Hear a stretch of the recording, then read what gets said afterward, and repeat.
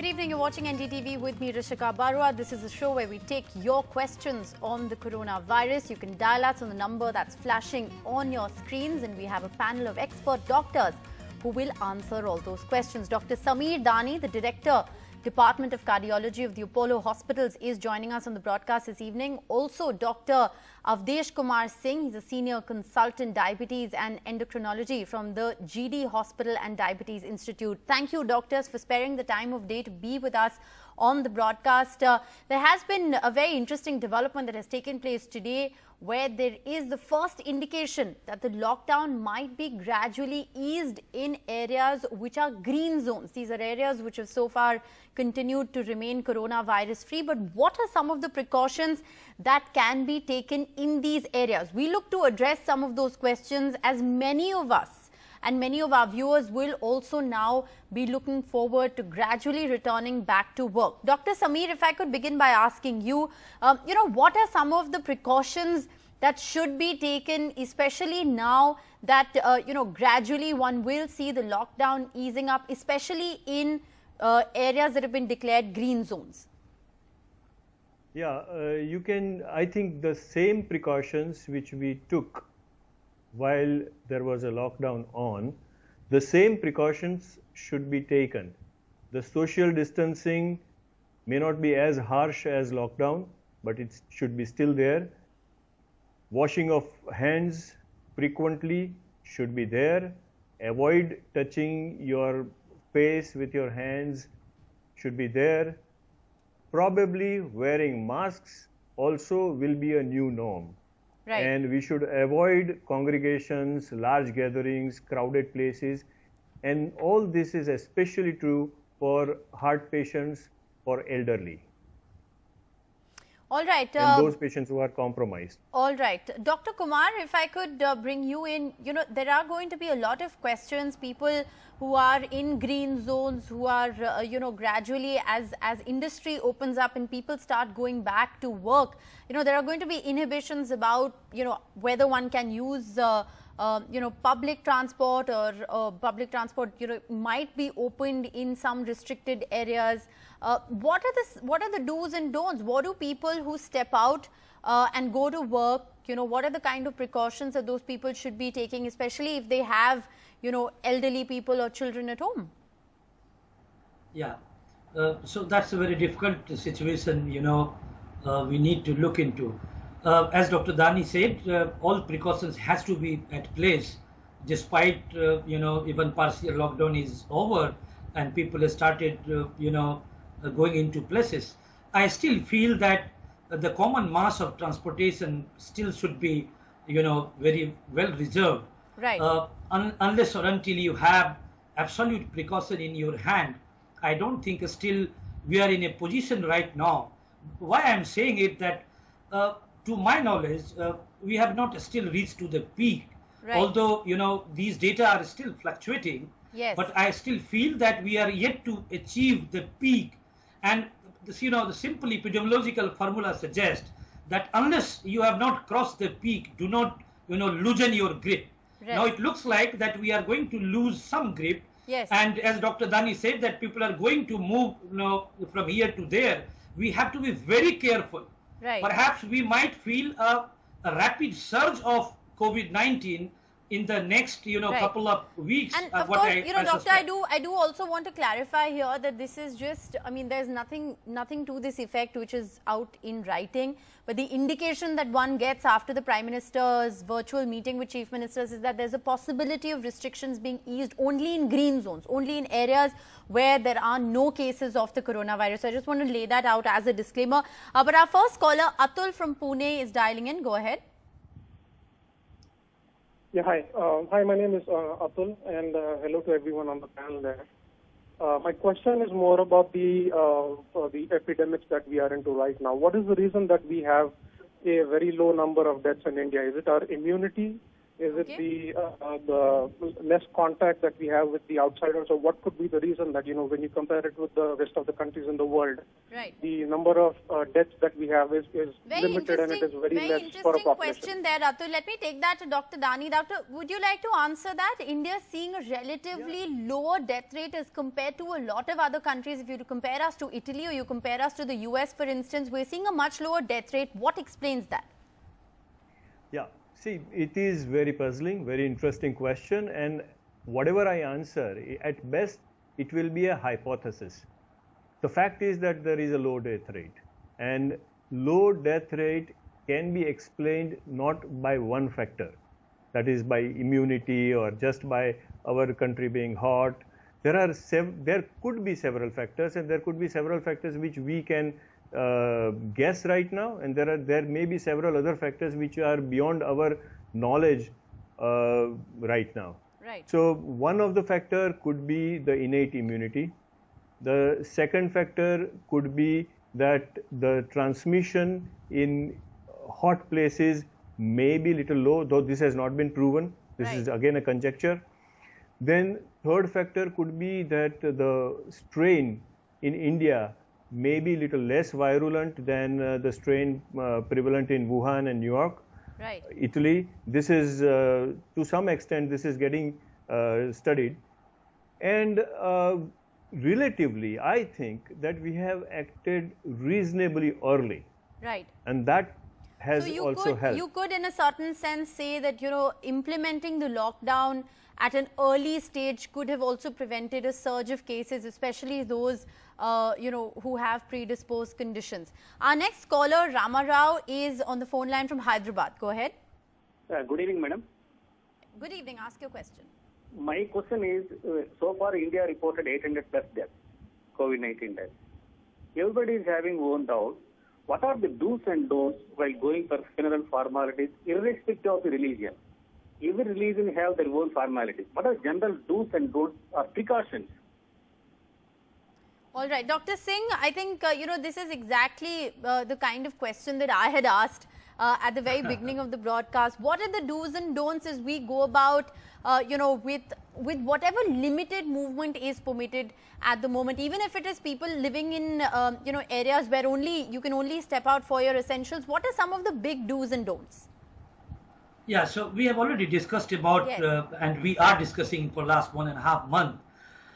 The gentleman, the questions was something different. I think he asked that, what kind of precaution one should maintain while you are, going for a funeral, or you are going for a burial for someone who is dead and had COVID-19. That's a very tricky question. We saw what happened with one doctor, who died, and Right. colleagues has to face a lot of issues. So the exact rule is, that the rule of, simple rule, what I feel is that at any circumstances, at any cost, if the people are, gathering, whether it is marriage ceremony or a funeral ceremony, one has to be absolutely careful for all those do's and don'ts. There is nothing new formula, whether you are going to a marriage ceremony or you are attending a, funeral. Right. The rules applies same to The rules everywhere. are the same. So, absolutely. All And right, I would like to just add one point, Kritika, from the Dr. Dani. That was a very interesting Yes. question. Someone asked earlier that why the number of death is little bit lesser. I mean, I would say relatively lesser in India compared to the other part of the world.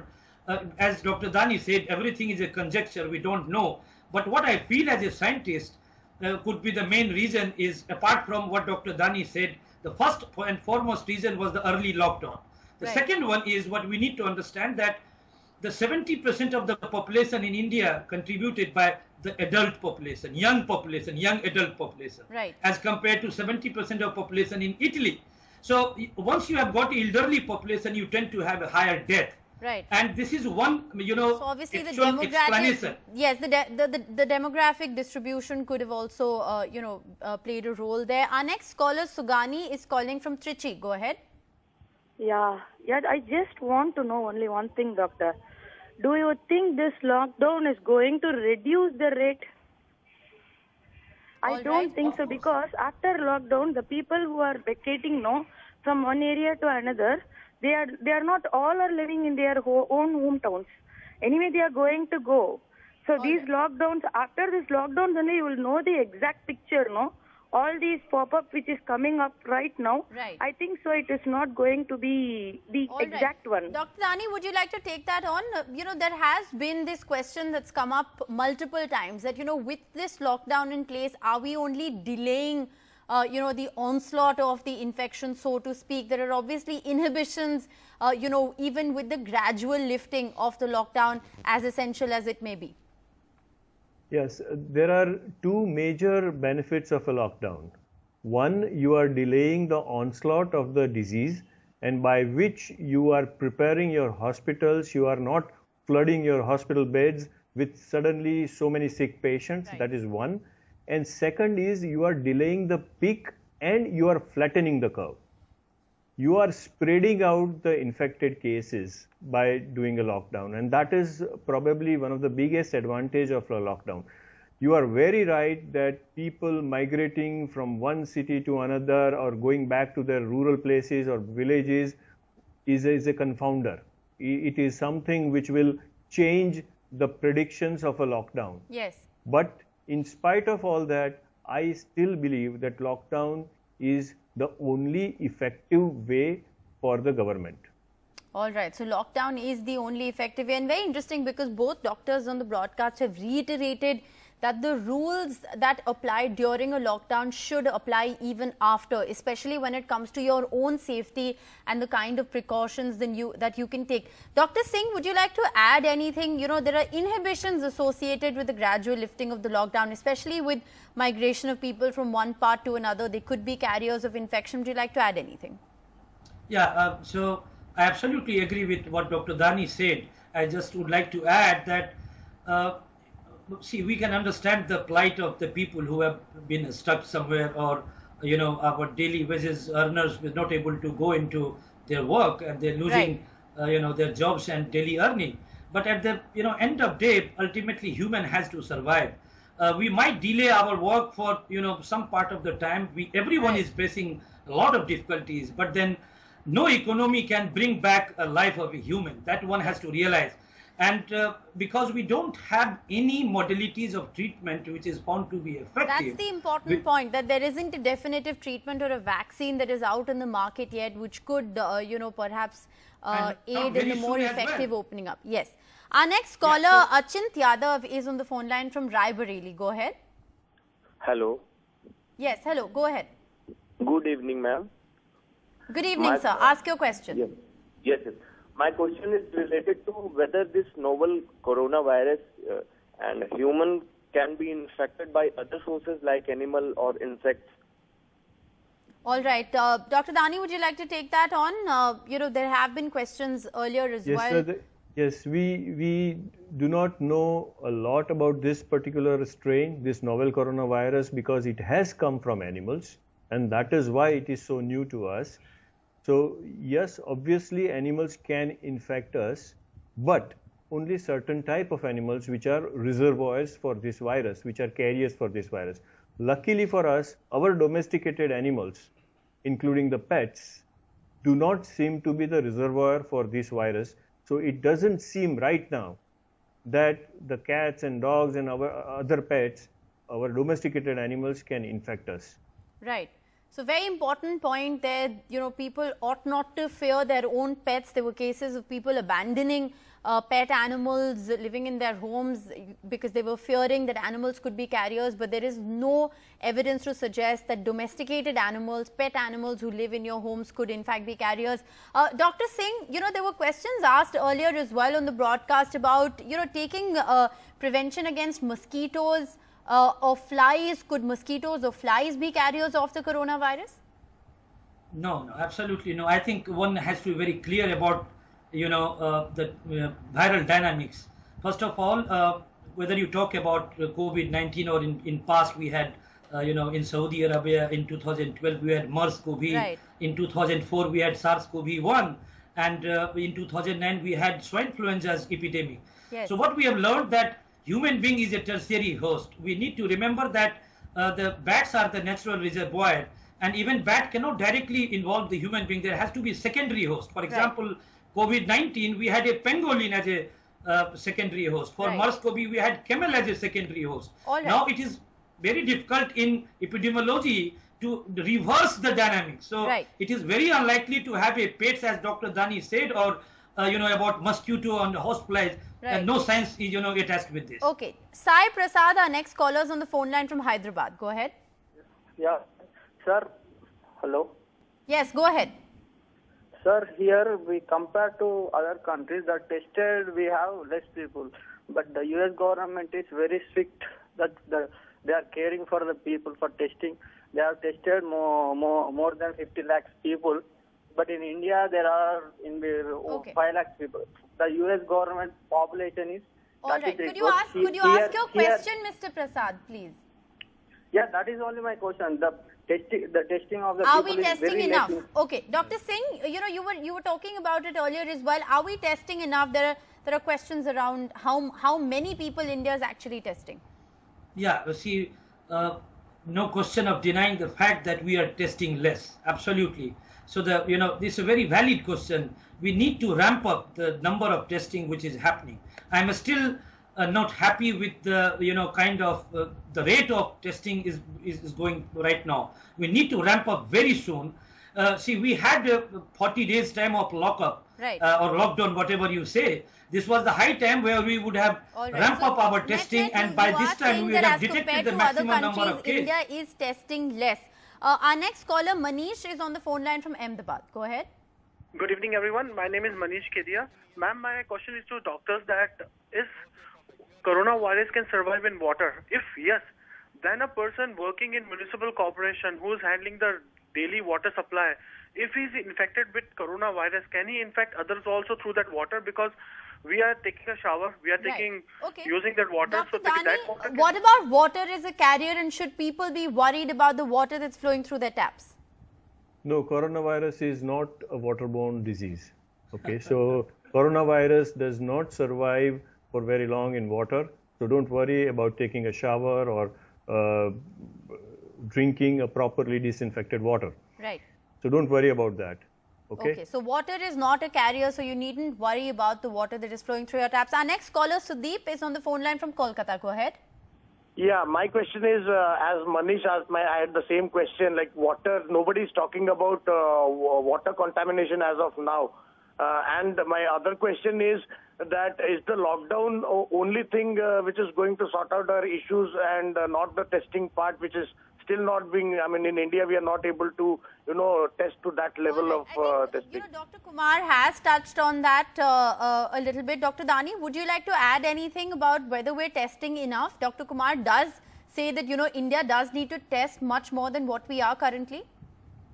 See, there are two ways of looking at it. Yes, we need to test more if we have the resources, if we have the money and the finances to do that. We should be doing that. But at the same time, I don't think that we are not testing at all. We are doing a little different. We have adopted a little different strategy. Right. So we are testing those high-risk people. We are testing more in the hot spots. We are not testing the population at random like many other Western countries have done, like even South Korea has done. See, there are two ways of tackling it. You test everybody, and whosoever is positive, you quarantine them. Either self-isolate them at their home or in some government-approved facility or in the hospital if they're sick. That is one way of handling the epidemic.